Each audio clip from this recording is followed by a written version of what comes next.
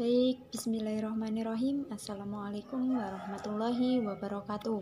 Perkenalkan, nama saya Tika Khairunisa dengan NIM 2011-90467. Kami dari kelompok 4 akan menyampaikan diskusi artikel kami yang bertema implementasi pendidikan karakter peserta didik pada media pembelajaran di era pandemi. Pertama kalinya kita akan menjelaskan apa itu pengertian media pembelajaran. Media pembelajaran yaitu alat atau metodik dan teknik yang digunakan sebagai perantara komunikasi antara seorang guru dan murid dalam rangka mengefektifkan komunikasi dan interaksi antara guru dan siswa dalam proses pendidikan pengajaran di sekolah. Adapun media pembelajaran yang digunakan pada masa pembelajaran jarak jauh atau di masa pandemi ini yaitu guru menggunakan media online seperti halnya aplikasi Zoom, Google Class, WhatsApp, Google Meet, dan lain sebagainya. Aplikasi Zoom banyak digunakan guru karena kita di situ kayak dapat melakukan pembelajaran secara berlangsung seperti biasanya. Hanya saja yang membedakan yaitu kita belajarnya dari rumah. Di situ guru aplikasi Zoom ini memiliki kelebihan yaitu guru dapat mengetahui di mana siswa mengikuti pembelajaran secara berlangsung dan mengetahui mana yang tidak mengikuti pembelajaran. Tapi dengan adanya aplikasi ini juga banyak memiliki kelemahan, yaitu selain akses yang tidak mudah, juga menghabiskan banyak kuota. Yang kedua yaitu Google Class. Google Class digunakan guru untuk membagikan forum tugas maupun materi. Yang ketiga yaitu WhatsApp Group. WhatsApp Group banyak digunakan karena aksesnya yang mudah dan tidak menghabiskan banyak begitu data. Seperti itu. Selanjutnya akan dilanjutkan oleh Bismillahirrahmanirrahim. Saya Syafira Putri Rahayu akan melanjutkan penjelasan dari Mbak Tika Khairunisa dengan poin pendidikan karakter. Pendidikan karakter itu apa? Menurut saya, pendidikan karakter ialah implementasi nyata dari Pancasila dan Undang-Undang Dasar 1945.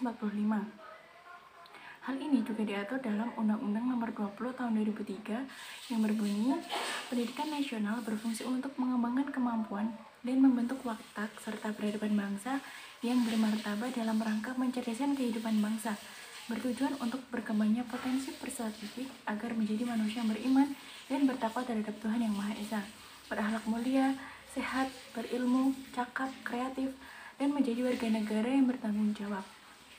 Dengan adanya undang-undang tersebut, maka sudah jelas tujuan pendidikan nasional utama ialah berkepribadian baik dan berkarakter. Menurut kami, ada dua asumsi yang menyebabkan gagalnya pendidikan karakter di Indonesia.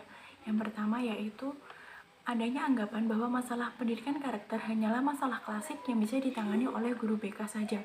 Yang kedua, rendahnya pengetahuan guru dalam mengembangkan aspek-aspek pendidikan karakter pada setiap mata pelajaran yang diajarkan, dan strategi pembelajaran hanya dilakukan melalui proses transfer materi dan kurang dalam praktik, serta kurangnya implementasi dalam kehidupan sehari-hari.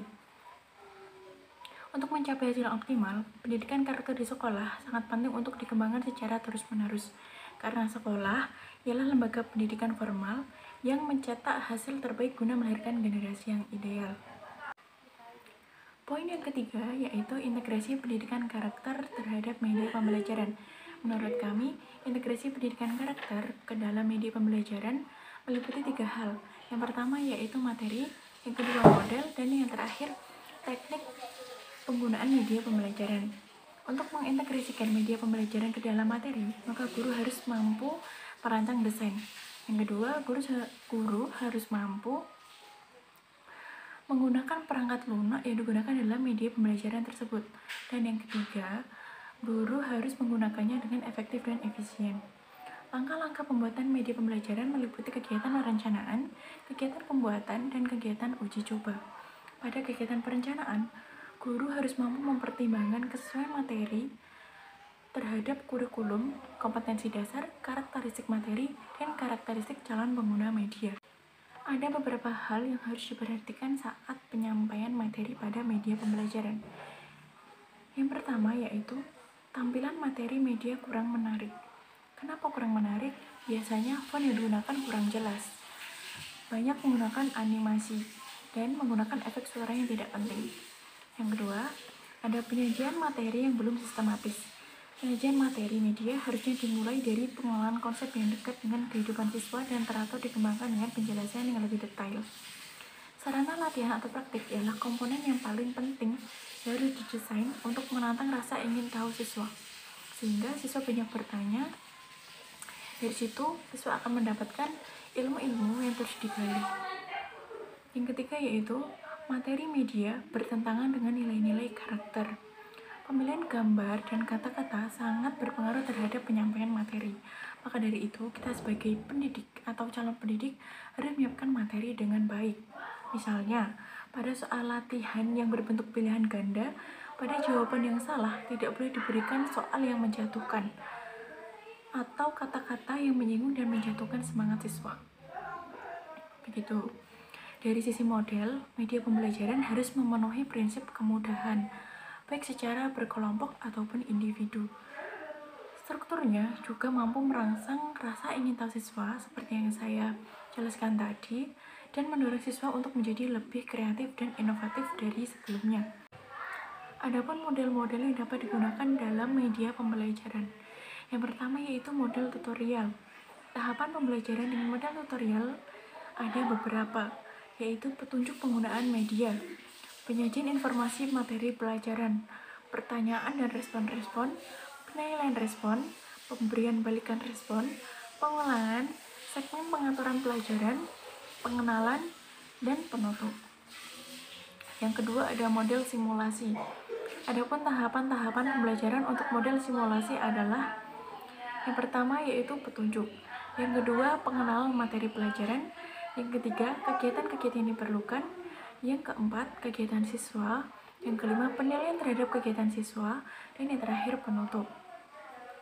Model ini bertujuan untuk memberikan keterampilan kepada siswa dalam memahami dan melaksanakan sebuah proses kegiatan. Karena itu, hendaknya pemilihan model ini mempertimbangkan jenis materi, subbab, dan tujuan pembelajaran yang diharapkan. Yang ketiga ada mode games. Tahapan pembelajaran untuk model permainan games adalah petunjuk penggunaan media, pilihan permainan, kontrol permainan, penilaian respons, pengulangan, dan penutup. Tahapan ini cocok digunakan untuk materi pelajaran yang bertujuan untuk melatih keterampilan siswa. Selain itu, juga bertujuan pada pembelajaran yang sedang berlangsung agar teori yang didapat siswa mampu dipraktikkan meskipun melalui permainan. Hal ini sangat berguna untuk jiwa dan mental siswa yang akan merasakan senang ketika melaksanakan mode games tersebut dalam pembelajaran. Maka dari hal itu, mereka akan mudah menerima hal-hal baru dari pelajaran tersebut dengan nyaman. Dan yang terakhir ada model drill. Tahapan pembelajaran dengan model drill adalah sebagai berikut. Yang pertama, penyajian masalah-masalah dalam bentuk latihan soal pada tingkat tertentu dari penampilan siswa. Yang kedua, siswa mengerjakan soal-soal latihan. Yang ketiga, program merekam respon dan mengevaluasi serta kemudian memberikan hasil dan umpan balik. Jika jawaban yang diberikan siswa benar, maka program akan menyajikan materi selanjutnya. Dan jika jawaban siswa salah, maka program menyediakan fasilitas untuk mengulangi latihan atau kembali ke materi pelajaran setelah siswa menyelesaikan satu tahapan. Fasilitas remedial penting diberikan agar siswa dapat meningkatkan pengetahuannya secara berulang-ulang dan hasil pembelajaran menjadi tuntas. Sedangkan dari sisi teknik penggunaan, media pembelajaran harus dioptimalkan secara maksimal untuk mencapai hasil belajar dan membentuk 10 karakter positif siswa. Adapun strategi yang dapat digunakan guru dalam membentuk karakter siswa melalui penggunaan media pembelajaran. Yang pertama, menggunakan pendekatan kontekstual. Strategi pendekatan kontekstual tersebut dilaksanakan dengan cara mengaitkan materi dengan kehidupan sehari-hari siswa. Misalnya, guru memulai penjelasan materi bilangan bulat melalui cerita tentang metode pengukuran kedalaman air laut dan tinggi gunung untuk mengantarkan konsep bilangan positif dan negatif. Yang kedua, manajemen waktu. Perencanaan dan pengelolaan waktu merupakan salah satu faktor yang sangat penting diperhatikan. Guru tidak boleh terlena dengan keinginan bermain siswa dan berbagai problema yang dimunculkan oleh media. Karena itu, waktu yang tersedia harus benar-benar dioptimalkan. Yang ketiga, memberikan perhatian yang adil. Kecenderungan guru dalam memperhatikan siswa juga dapat mengundang kecemburuan di antar siswa. Karena itu, guru semestinya memberikan perhatian yang adil terhadap siswa-siswanya. Baik, sekian terima kasih penyampaian dari saya dan Mbak Tika Khairunisa. Bila ada salah kata kami mohon maaf. Bila taufiq wal hidayah. Wassalamualaikum warahmatullahi wabarakatuh.